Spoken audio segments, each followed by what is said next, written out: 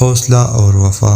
ایک گاؤں میں دو دوست رہتے تھے، عمران اور حارث۔ دونوں بچپن سے دوستی تھی، لیکن زندگی کے راستے مختلف تھے۔ عمران کا خواب تھا کہ وہ شہر جا کر بڑے گھر اور کامیابی ہو، جبکہ حارث گاؤں میں ہی رہ کر اپنے کھیتوں کا کام سنبھالتا تھا۔ ایک دن عمران نے شہر جانے کا فیصلہ کیا۔ اس کے پاس پیسے نہیں تھے، لیکن حارث نے اپنے جمع پیسے نکال کر اس کو دے دیا اور کہا، دوست، یہ میرے قرض نہیں، میرے اعتماد ہے۔